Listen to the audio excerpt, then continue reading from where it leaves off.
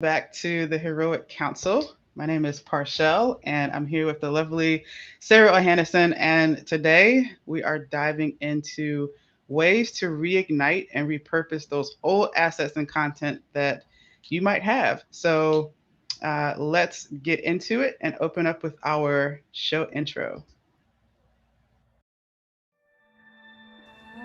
This podcast is part of the Shareable Podcast Network. Learn more at shareable.fm.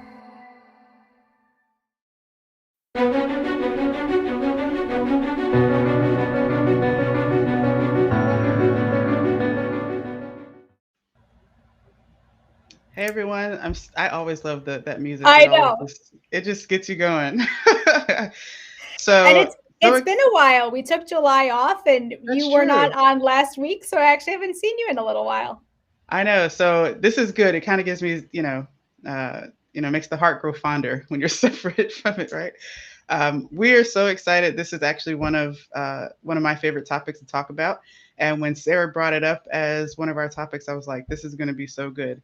So we're actually talking about like this is really a big missed opportunity for a lot of brands, for a lot of companies when it comes to their old assets. So, Sarah, can you share a little bit what you consider to be sort of that missed opportunity, like that people may be missing out on when it comes to their content? Yeah, definitely. And just to preface that, I was a chief marketing officer in my previous career. So I'm talking about this from a perspective of being in marketing, being really the person who essentially controlled the assets. And I often realized that we were spending so much time and effort and money certainly to develop and create a piece of content, but then sometimes it would just, we'd use it one time and then we'd essentially put it on the shelf.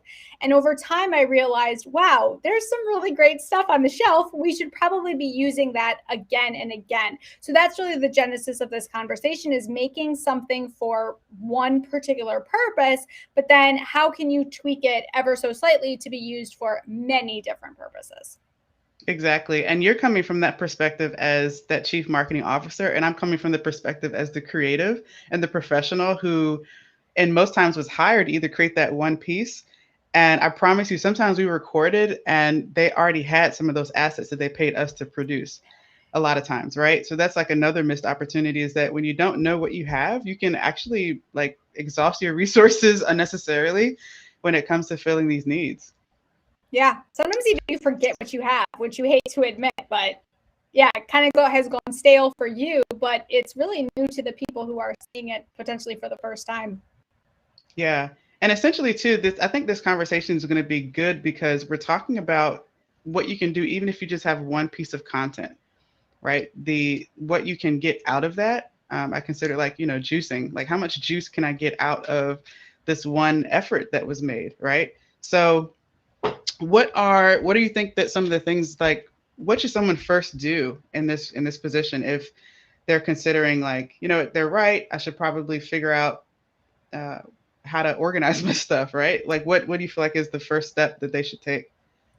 Well, I think it'd be really helpful for people to do essentially an audit and really have an inventory of what you have available to you. Because again, I was guilty of sometimes forgetting what I even had, or it kind of went stale to me. But there's so much information out there about, like, if you post something on Instagram, this few people in your audience see it. Now, if you post it again or in a different format, even more people are going to see it. So just because it's old or it's something that you are no longer kind of excited about, right? We love what's shiny and new in marketing, but I think it's just really appropriate to do an audit and to really say, what do I have? What videos do I have? What photos do I have?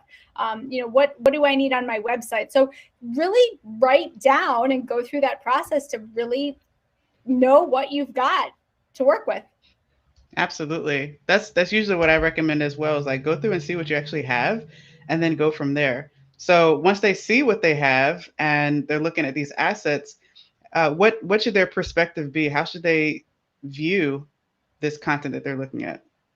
Yeah, well, I would go through it and really see what's outdated, right? Because before, again, I was in Hmm. a seasonal business. So truly, I mean, sometimes we would have a cell phone in a video, and 2, 3 years later, that cell phone looked dated, or even fashion, right, can look dated. So I think it is worth being honest about, does that look old? I mean, especially with COVID, right? We're filming things with people with masks on, maybe Hmm. hopefully, God willing, 5 years from now, we're going, wow, that must have been 2020, 2021.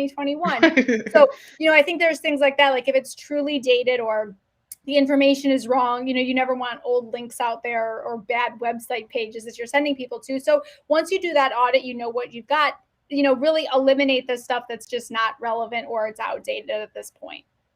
That's true. Another thing I would say too is that if you're in the process of creating content, one thing that I steer my clients away from is dating their content. So putting specific dates, putting things in there if it doesn't have to be, right? If we're talking about a specific event, right, then it makes sense. But outside of that, generally don't want to date any of your content by putting something in there that people would see like, oh, that's from like 3 years ago, right? You want to A make sure that hundred those things percent. are not out there. Yeah, and actually it's harder to do than you would imagine. And so I too would go to great lengths to try to make sure we didn't say, 2007 was the greatest time ever. Well, no, and so I think what's really important is that you're really planning ahead for that stuff, because it is amazing how it can sneak in, right? There's a banner referencing something hanging Hmm. behind the person you're filming and you don't even notice it. So I think it's about making quality content and having someone like Parchelle to help you make sure you're not missing any of those little details that could slip in very easily and quickly date the material. Exactly, exactly. I see Jack is joining us. He says, "Afternoon, ladies." We say, Oh, hi, "Afternoon, Jack. sir." Thank you, um, Jack. You're such a great fan of our show. yes, yes, thank you. And if you have questions for sure, Jack, let us know and put them in the chat for us.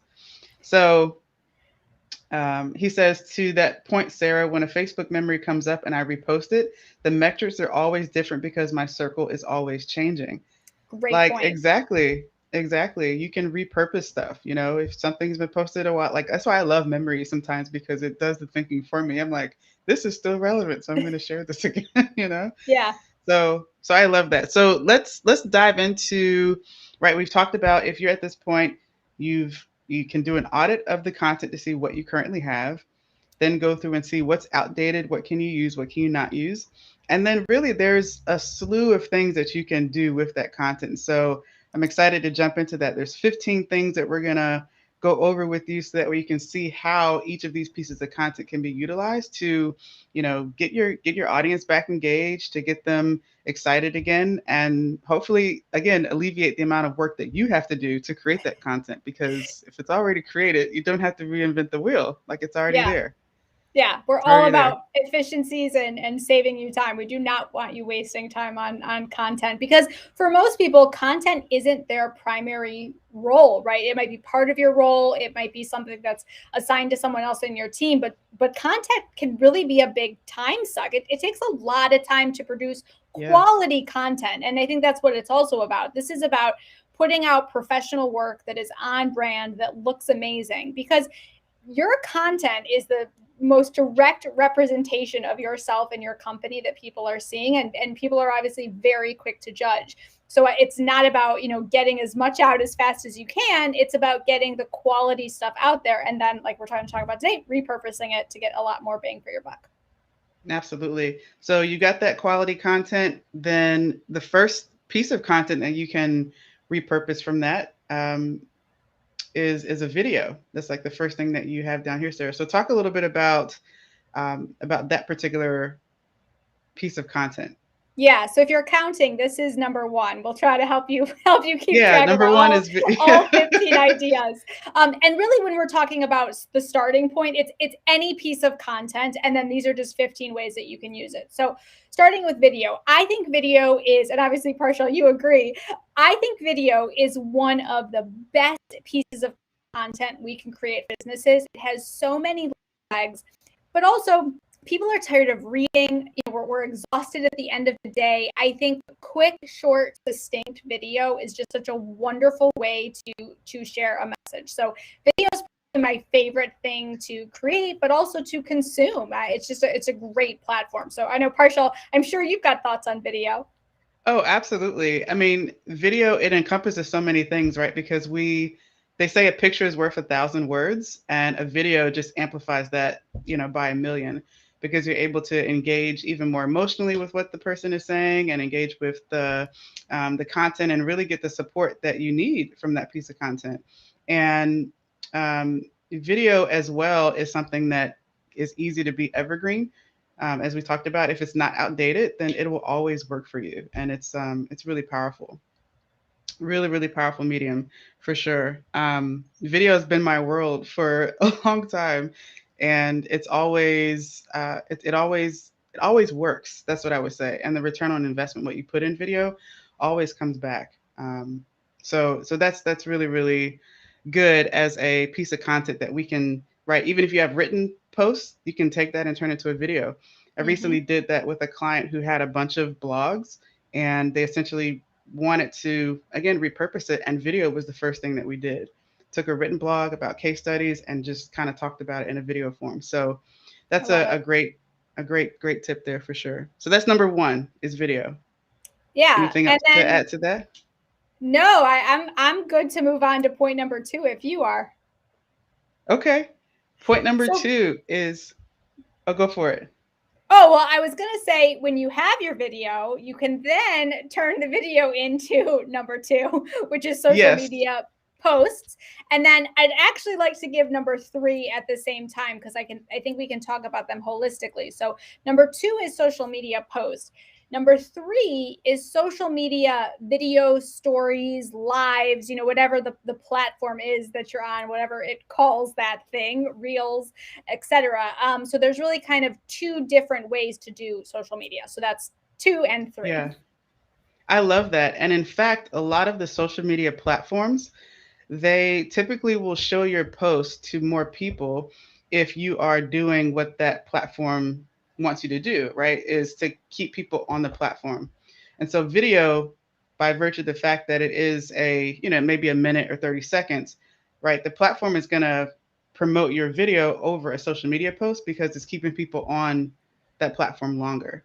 And a lot of times these new features that the platforms come out with also, like if I think reels, of course, is a big thing on Instagram, which is video. So if you're doing reels on there, Instagram likes that, and they're likely to promote that content even further because you're utilizing a feature that they like and they want people to be on. So that also is an added benefit, is that social media and the platforms will push your content out further if it's in a format that their platform works really well off of.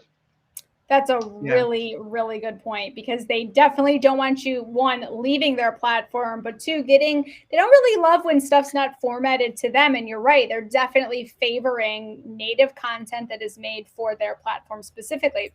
And I think this is why we're having this conversation today, right? You don't want to make one piece of content and just say automate it and put it everywhere. It's really to your benefit to be specific to this platform. I mean, I've definitely seen it, Parchelle. It sounds like you have too. That Hmm. it is a little bit of extra work. So perhaps you're sharing that piece of content and then a week or two later sharing it on a different platform. But definitely, again, we're trying to help you use one piece of content in multiple ways because you do. It's worth to take the time to make these extra specific tweaks for the platform. Absolutely. Absolutely. And then, too, going into number four, and I think kind of number five fits in a little bit in that too as well. But number four is being on a podcast or getting involved in podcasting. Talk a little bit about how content can be repurposed, let's say, into a podcast. Yeah, so I do a lot of trainings, right? And so what I love to be able to do is take even a portion of my training and share it with other people's podcasts because it's a great marketing tool. It's a great way to spread my message to their audience and help their audience learn something. So I think if you do have some kind of an educational piece or something that you can share with people, pitching that to a podcast is just a great opportunity. Now, certainly if you have an hour-long training, you're likely not going to have an opportunity to do all of that on a podcast, but I think it's cool to be able to take a small piece of it and really be able to have a conversation with someone. So, podcast doesn't have to be a big intimidating thing. It's not like a big interview kind of an experience. Think about it as just having a conversation with someone like Parchelle and I are doing today, and use material that don't feel like you have to have this crazy new revolutionary thought to be on a podcast. You can take something that you're already very comfortable and familiar with talking about, this piece of content, and pitching that to a podcast. I think you perform best, or you talk about it in a most relaxed fashion when you're very familiar with that content. Absolutely. And that works for if you are starting your own podcast or being a guest on another podcast as well. You can still reutilize that content that you created. And the other thing too, you mentioned about podcasts that came to mind. I've also seen podcasts that were, let's say it was only 10 episodes, and literally they just took a training that was done and just broke it down into these mini episodes. And then I don't think they added much more to the podcast itself, but it was a standalone, almost like an audio training that was available for free on podcast, on a podcast platform. So sometimes really too, you can take that, get the audio. Well, and that really brings up a great point, because, everyone learns differently. So some people are going to respond to video. Some people are going to respond to reading something. Others respond to listening. And it also is, what do you have time for? Back when I was commuting more, I listened to podcasts all the time because I didn't have time to read as much as I had time to listen. So again, you can be reaching a completely different audience on a blog versus a podcast, just because logistically that's what people are having time for or consuming. So your audience on your blog and your social media and your podcast could be completely different. So don't absolutely forget that part. That's true. That's got my wheels turning, in fact, on some podcast stuff on our end. So that's awesome. Number 5. So let me retrack where we are. Number 1 is a video. Number 2 is a social media post. 3 is using social media to do stories, to go live, right? Other ways to repurpose that content. Number 4 is taking that content, utilizing it into a podcast, whether you're a guest or you're starting your own podcast. And number 5 we're on now, which is pitching to media, right? Using that content and repurposing it to pitch to media and other platforms. So talk a little bit about that, Sarah, and what ways you see that that's possible. Yeah. So for me, I think this is really similar to pitching a podcast. Take something that you are an expert in, you know something about, because again, you don't want to be pitching to media and then they say, yes, we'd love an interview. And you're going, oh, actually, I need to research all that, or I don't really know about it. Right. Like don't start over here. Take something you're very comfortable talking about inside and out. And that's a great topic to pitch to media. You also can, when pitching them, even share, this is a post I've done, or this is something that's related to another article you wrote or another interview you do. Here's a way I think I can add value to that. So again, take what you've got, use that area of expertise, because a lot of times, reporters and journalists are looking for experts. They're looking for commentary. They're looking for a quick quote. Make sure that they know you're the person in that particular industry that you want to be known for. So I think sometimes it might feel like scary or intimidating to pitch media, but it's a great opportunity. I mean, I've been able to be into so many different platforms because I reach out to media and I pitch myself. Absolutely. And two, again, people want to see how you talk, or they want to see how you teach, or they want to see and experience that. So repurposing the content in that way is huge. It's huge, huge, huge. Yep. People already get a feel for your presentation style before they bring you on. Yep. And that's a really great point for social media, for podcasting. If you're someone who, is a speaker, or you want to get in front of different clients, it's really important that they like you and they connect with you. So I often think it's worth having people listen to something, because they might say, oh gosh, like they're not really for me. Or I've had people come up to me and say, I felt like you were speaking directly to me. You have to be my coach, because I know you get me. And it's just it's a powerful platform, because you have a voice. You can talk to someone, even though you pre-recorded it and they're driving in their car, but they're hearing you, they're hearing the words.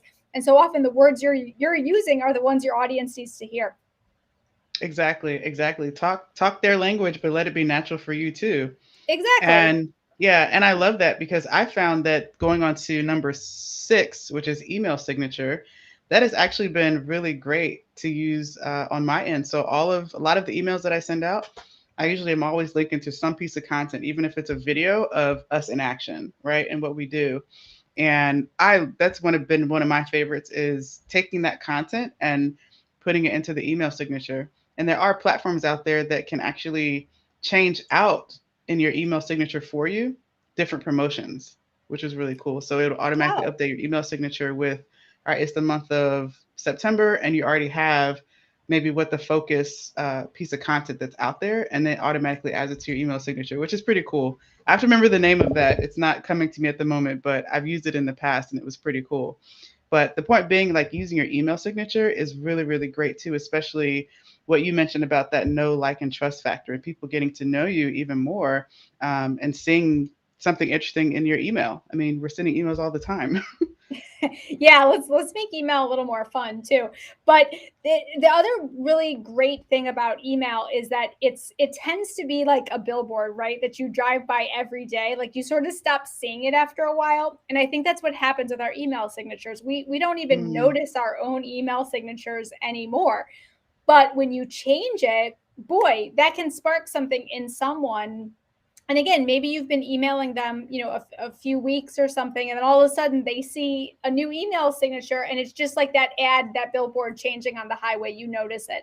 And I think email's often overlooked because it's not this, big sexy advertising idea. It's something so simple and basic. But also, if people are emailing you, they probably already know you or they want to work with you. Like they're likely farther along in the sales process than, someone who would be seeing a billboard on a highway, essentially. Like they're already inside your inbox, which is obviously a much more intimate relationship than some of these right. other advertising areas. So I think email signatures are overlooked all the time, and it's just a big missed opportunity.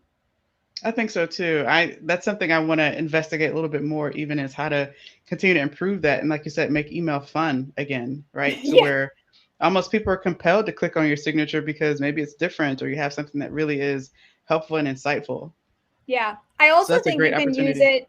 Yeah, you can also use it just to kind of guide people as to how to work with you. So I say my name, I say what it is that I do clearly, and then I also say this is how you can work with me, 1, 2, 3. And I think it's just for people Hmm. that aren't, maybe you're too far along in the relationship for someone to say, hey, what do you do again? How do I work with you?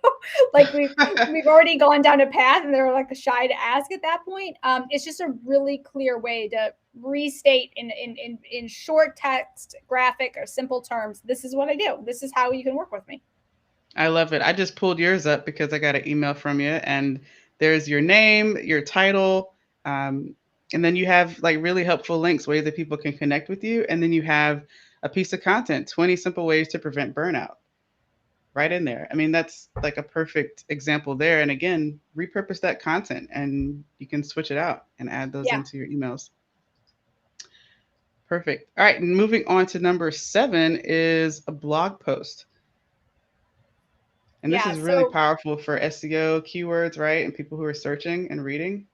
yeah, I think, sometimes we feel like blog posts are dated or who's blogging anymore, but blogs are still relevant. They are still a way that people find your website. They're still, like you just said, it's great for SEO. There's different links that can be involved in there. So it's a piece of content that can really, if someone sees something on social media, 20 ways to prevent burnout, right? That is now a blog post that I have, and you can go read about that in a longer form piece of content. It's a way to, again, kind of take that audience on a journey with you and just explain further what that content is that you're talking about. So I love blogs. I know they've been around a long time. They're not, the sexiest new tool that we have out there in marketing, but they are just like a tried and true.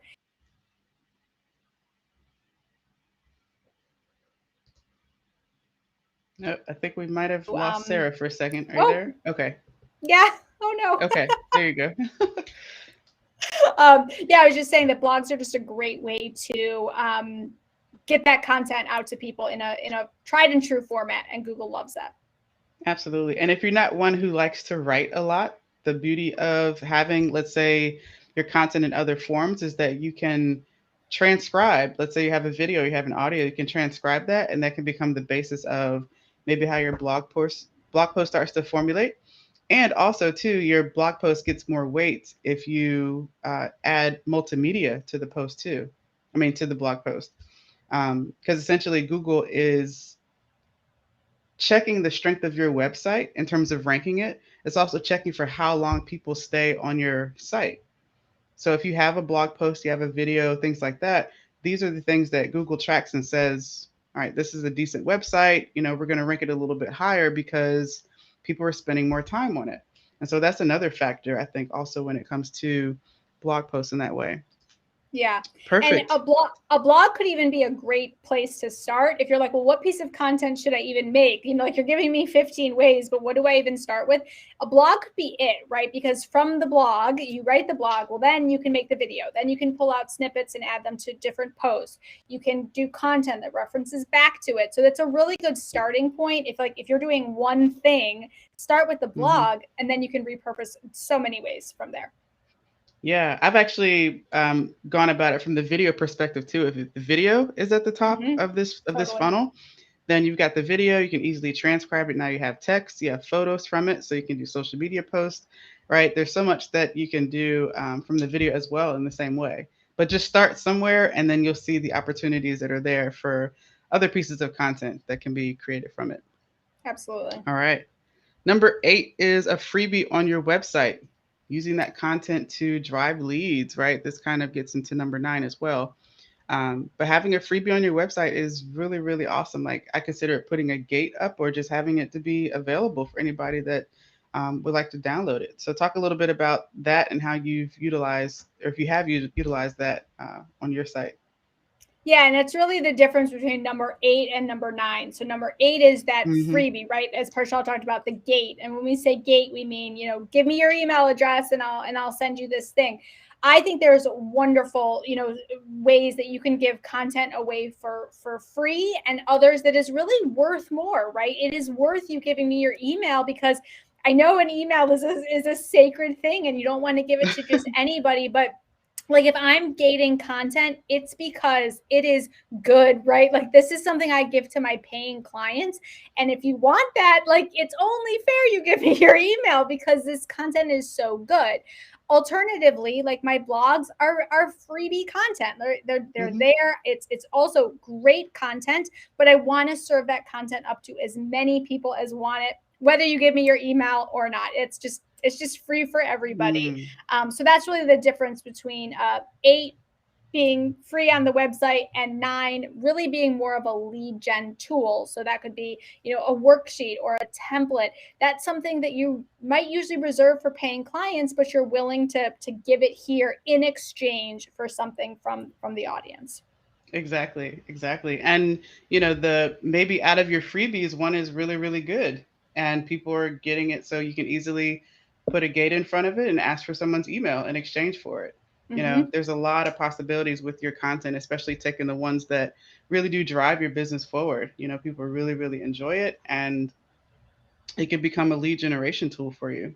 Yeah. That's And I'm awesome. never really shy to give content away for free, Hmm. because I think it is another way for you to get to know me. It's a way for you to see that what I have is valuable and it works. So I can't give everything away, but I give sneak peeks really into the world and what's available to you if you do work with me. So it's just a cool way, again, to just like go on a first date, see if you like me. That's Absolutely. I love that. Now, the next one gets into an email newsletter, number 10, which is actually pretty neat. We actually are in the process now of revamping a newsletter that's based on 10 pieces of content I already created. So this is actually kind of fresh for us. So this content was put up on, these were videos that were put onto our LinkedIn. And so of those 10, they're still valuable. We're still getting, good feedback from it. So we're going to take those videos and repurpose them into a sequence of emails that can go out over the course of 3 to 6 months. And so email newsletter is a great way also to repurpose some of that content, especially if you've possibly made it in a way that's sequential, or it's connected to, something as a topic that's really important in your business and for your clients. Yeah, absolutely. I'll give you a great example of it. Last October, I did one video for every day of October. I did a productivity tip every single day.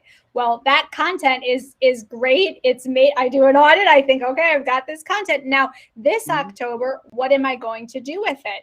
And we're going to repurpose it and turn it into something that is an email, like a mini email course, and get that out for people. So if you want that dripped into your inbox every single day, truthfully, inside secret, it's going to be the same content, but I'm giving it to people in a different way, because maybe you don't want to sit through my Instagram and look through all these old videos. You'd rather consume it in a more micro fashion and get it dripped into your email every day. So again, that's just a good example of repurposing something via email. That's perfect. And also challenges work really well for that too. Like if your content, again, is sequential and it can be made into that format, challenges are really good too. Like 30 days of inspiration, or, a week of whatever, challenges, exercises, things that get people motivated and in the door. It's a really, really great way to use email newsletters in that way too. Yeah. All so right. what we've really talked about there is like a drip sequence, kind of an automated thing. The other thing I do is every Friday I give out quick wins. So we all get too many email already. We all have too many email newsletters that we subscribe to.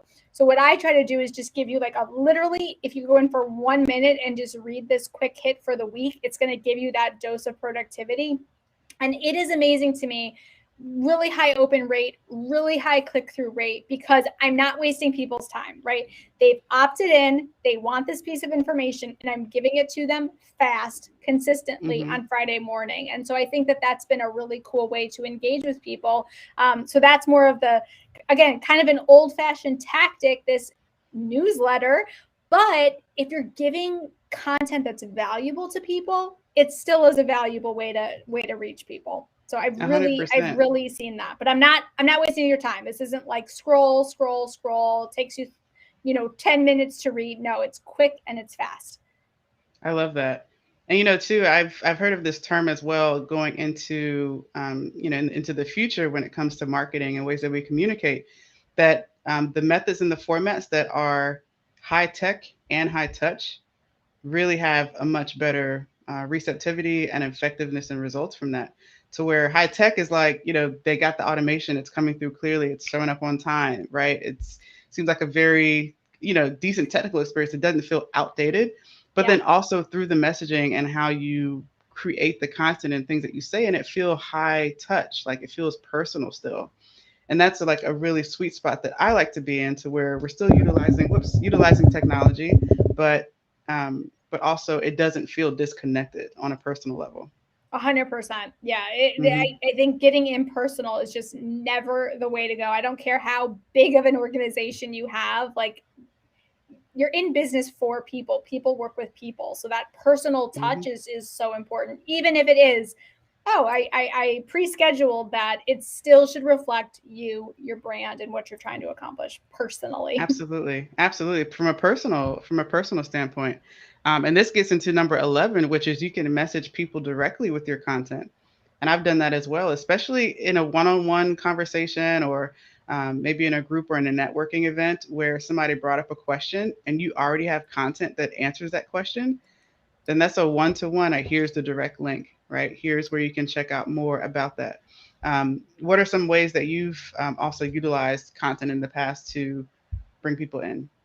Yeah. So there's that way you just said of really responding. Someone says, "Oh, I'm having a problem with this," and I'm like, "Actually, I have a post about that. Yeah. I'll send it over to you. Like, I can text it to you right now." So that's a really easy way to, again, if someone has a problem and you can solve it, like, help them as soon as possible. Share that content with them.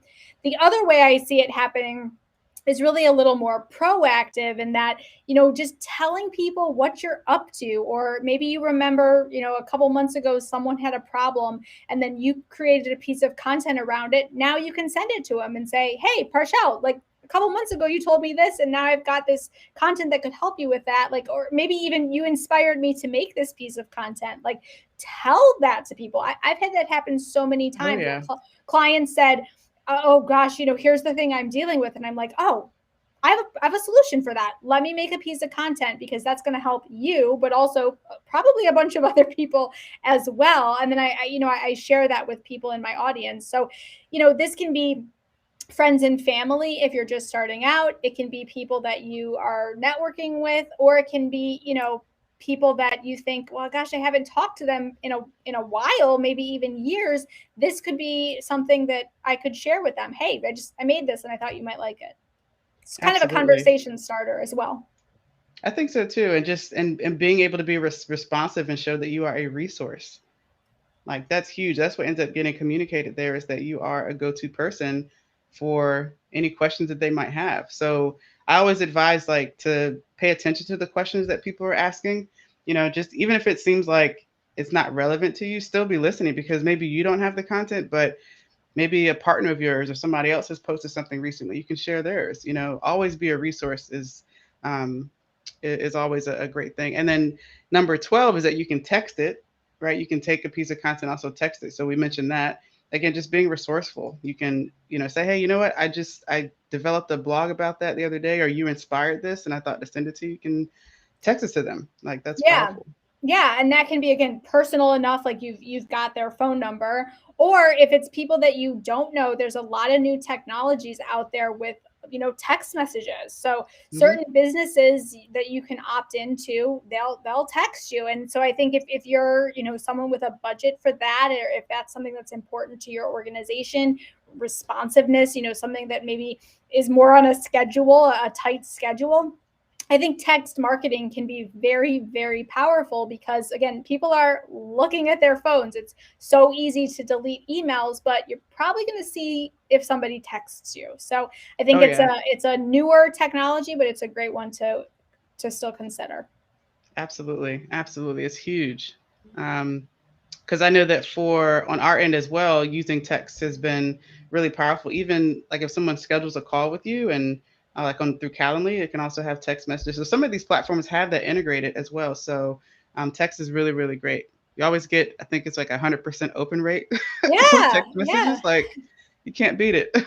And honestly, you never want to be annoying. You never want to send stuff to people if they haven't right. opted in. So we should state that. Certainly, I hate that kind of stuff. But it's also convenient, right? If I get a text from you that we're meeting tomorrow, it's just a great reminder, right? So it's also a convenience for the person that you're going to be meeting with or working with. So text can be a great tool if used appropriately. Absolutely.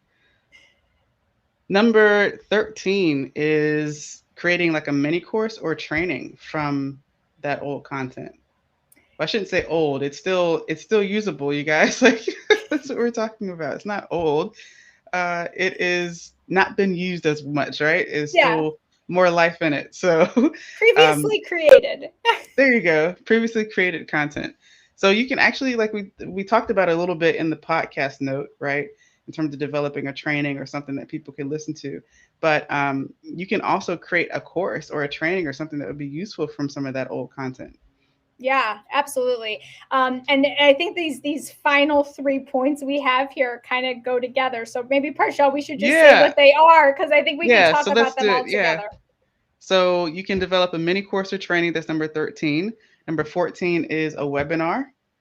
And number 15 is adding those resources to a course that you maybe already have, right? So you're right. All that kind of falls under that same umbrella of taking that content and teaching with it and allowing people to go through that experience. So yeah, I know that we're doing some coursework right now, which is really exciting. So yeah, let's talk a little bit about that. Like, how could someone utilize and take that one piece of content, or of course, in this case, multiple pieces of content, and piece it together into a training or a course or a webinar?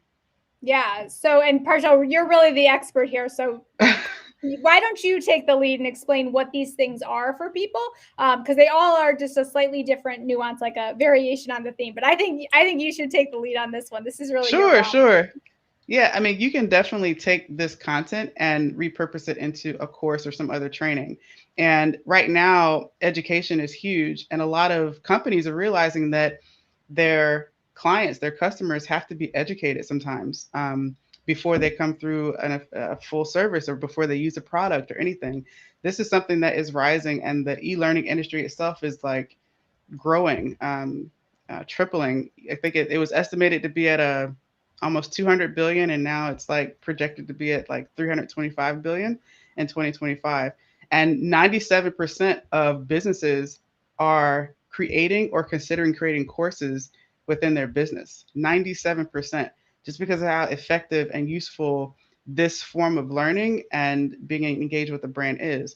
And so, if you do have content that you're sitting on and you actually have been presenting in that content or you taught in that content, it is a great place to consider and see, wow, is this enough that is still relevant to be put into a course? And even if it's a free course or something or a mini course, it can still be helpful right from getting a person from point A to point B. And maybe that point B is them being ready to work with you. Maybe that point B is them getting to the next stage that they need to in their business, whatever it might be. You're getting them from where they are to where they want to go. And you don't want to discount that content that you've already created. Like it's taking stuff that you've already taught and presented other people. Like you can still use that and just format it in a different way. And you could put a price tag on it too if it was, if you wanted to. I mean, that's if it's still useful, if it's still something that creates a return for them based on that knowledge and that understanding. So there's a Yeah. lot of things that you can do when it comes to that. And point number 15 being you can add it to a course. Like if you already have a course, that's great. You can add a bonus section. You can add other things to your course that then bump up the value of it without you having to recreate all of that. So those are some really huge advantages, I think, to having that old content and then utilizing it in a more of an education focus that grows your business. Yeah. And it's really worth noting here that this is really considering when you're creating content, where are people in your pipeline or your sales funnel or your marketing funnel? Because maybe they just want the mini course, like that's all they have time to consume right now. They're just getting to know you. Like think about this like dating, in marketing we Mm-hmm. always used to talk about like don't ask for that too much on the first date, like we got to go on a few dates. Like Yeah. let's go out for drinks and then maybe you can buy me dinner on the second date. And it's just an interesting way to think about it, because in marketing so often we are guilty of like, here's my course, like shouting it from the rooftop, and it's like, whoa, whoa, whoa, you didn't even buy me dinner yet. Let's go on a couple of dates before I'm ready to invest a few hundred or a few $1,000s in your course. Mm-hmm. So I think that's where having like a mini course, having a webinar. Parchelle, I know you do a lot of webinars. Mm-hmm. It's just a really good way to, again, you want to make sure that people know you and like you and want to work with you, because that's ultimately going to help them be successful in the course. And when they do start paying for things and working with you, it's just helpful that they've really understood what they're buying. And if they've consumed some of this other content from you, it's like they know what they're getting into. And I think that's just really important. It's like there's no surprises. We've done a mini course, we've done a webinar, here's the course. And I think when you know what kind of a teacher, I am or you are, it just helps us both succeed. Like we know what we're doing before we sign up for a big course or sign up to work together.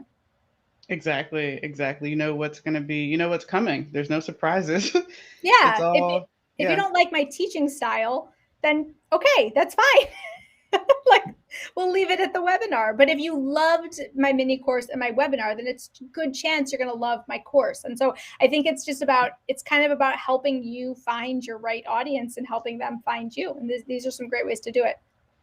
Exactly. Exactly. I don't know why this image popped in my head, but I just saw at the Chinese restaurant in the mall, the people who had the platter out with the samples. Yeah. Like, how many times, just like you get to know, you're like, okay, I get a taste of this, right? I get to experience this on whatever level. And then people will want more of the experience if it is a fit for them. And I think Mm-hmm. sometimes it's just that perfect way of, allowing people in, right? To just see what's going on and so they can have their experience and to determine if there is a fit, if they really do feel like they learn from you and they can continue on. Yeah. Yeah. It's And huge, I huge. think, again, everybody learns differently. So I might only have the attention span for a 10-minute mini course here, or I've got the attention span to sit through a 45-minute webinar with you. That is a different type of person. And so, again, Yes. it's just about people learn in all different ways. There's all different brain types, and there's so much business to go around. But having these different pieces of content can really help you, find the right people who consume content the way that you're making it. 100%. 100%. So that's all 15. That's a lot of different ways. We gave you guys a lot of different options here that literally, if you're just looking at one piece of old content that you're wondering, how can this be utilized again? Or how can I give this more life? There's got to be more juice that can come from this. There definitely is. And we just gave you 15 different ways that you can explore that. Yeah. So is there And anything now else? more than ever, I would say, like, maybe before it would cost a lot of money to remake something, or like you don't know how to edit or have a software on your computer, or like you don't know how to make a graphic. There are more tools available to us than ever before. So I would still always encourage you to work with professionals, right? Like, you want quality stuff, you hire Parchelle, you hire Tim. Like, people that can make quality content for you is huge. But have a conversation with them about, can I have the clips, or like, can I pay you extra to have access to this Yes. stuff? Or like, when we're making the video, can you also splice up a couple small clips for Hmm. social media? So like, have Hmm. that conversation with whoever your vendor is, because I don't think wonderful vendors who make quality content can ever be replaced by some of the do it yourself stuff. But certainly you can work with your vendor to figure out, like, would it be okay with you if I use some of this in a different way? Or like, can I pay you to figure out how to make some of this stuff like right up front? Can this just be part of the package that we're working on? And then certainly from there, like, if you need to add a bumper to a video or something, like, there's a lot of cool technology now that's available to you. So like, get the core quality work done with a professional. There's no replacing that. But then know that you've got some tools at your disposal to take that quality content and, tweak it a little bit here and there. Yeah, absolutely. I love that you made that point about working with a professional ahead of time, because even if you are a do-it-yourselfer, I still think that there's a lot of value in doing the planning and some strategy with a professional beforehand. Because one note that I made down here, just to advise everyone as well, is to kind of be ahead of this curve if possible. So when you're actually going to create your content from the start, you already are thinking about how this can be repurposed from the start. So that we have a plan with it, you can execute it instead of on the back end, which is, the case for a lot of people. You have to go through the old stuff that you have, but also just kind of incorporate it into your processes to have a plan, have a strategy as to why you're making this content, who's going to see it, and the other ways that it can be repurposed. Because I guarantee you, it can go in more than one place. We just gave you 15, and there's probably more. So definitely keep that in mind, because there's a lot of potential out there to reach more people and to find people where they are and to give them a quality experience with you. Yeah. And I see this work, this conversation kind of around video, around photography, around graphic Hmm. design, like, it, my husband went with me to an event last week, and I asked Tim ahead of time. I said, Tim, should he film it this way, or landscape, portrait? How should he be filming this stuff? And he was like, if you make it landscape, then I could almost do anything with it because I can always zoom in. So I think that's a great example of, like, think about when you're making content, making Yes. it for as many purposes as possible.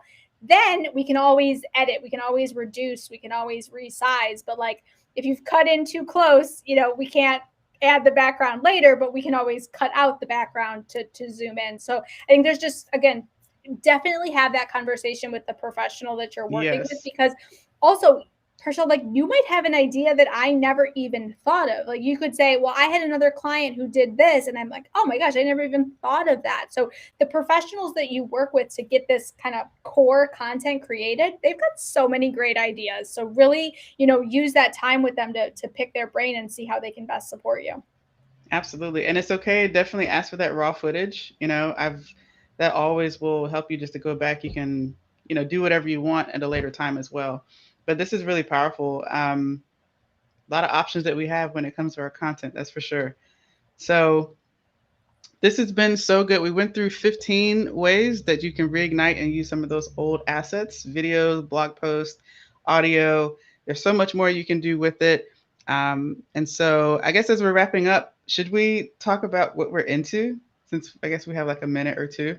Sure. So I guess along these lines, I'm really into Canva because it has so many tools for me. And so for people that don't know, it's a sort of like a do-it-yourself graphic design, and now they've added video software, so you can put in a graphic, you can get a template, you can get all kinds of things. So I've been using Canva for years and years. I was actually there the day they launched it. I was in a conference and they announced the launch of Canva, and I think back to what it was then to now, and it's like spectacular what they've done with it. Wow. But it's a reasonably priced option for people to take. Again, I still think you need professional photo, professional video, but then once you've got it, you can use a tool like Canva to really help you just jazz it up a little bit and make it more interesting and add some graphics. So I'm really into Canva. Absolutely. So Canva is huge. It's one of my favorite things. I think I use Canva about every day, just about in some way, shape, or form, or opening it up. One thing I'll say I'm into, kind of on this same vein of content, is Descript. I think I mentioned it before. I think, well, actually, we were off that month when I brought it up to you guys internally.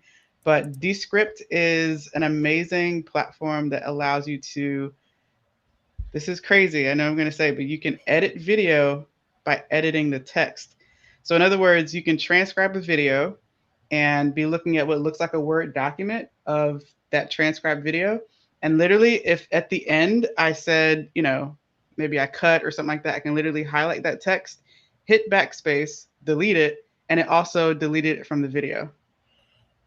It is insane. It also removes all of your filler words and stuff like that automatically. It'll detect your filler words and literally take out all of your ums and ahs, you know what I mean? Like your nose and all that stuff, and will literally cut it out for you. And so I've been using that platform recently just to do my own edits. It can also add captions to your videos. It's insane, you guys. So I would definitely recommend checking out Descript.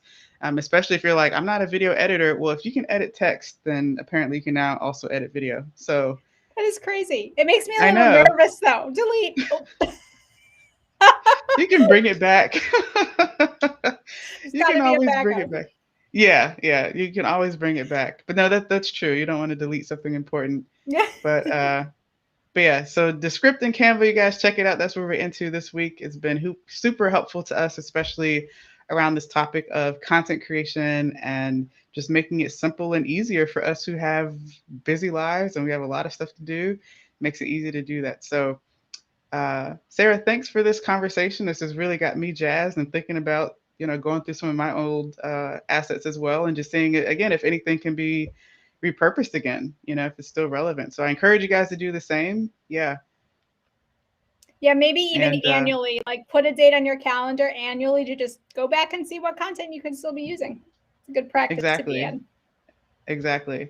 So thank you guys again for joining us. This is the Heroic Council. Um, Sarah and Parchelle here today. Jeff and Tim are off, but this has been such a good conversation. The ladies held it down, and we are going to, jump off at this point and invite you guys to rate and review the podcast. We are on iTunes, YouTube, Facebook, pretty much everywhere. Just type in Superhero Institute and you'll find the Heroic Council. And we appreciate your support and continue to share and be a part of this conversation that we have. So that does it for this episode. See you guys next time. Thanks.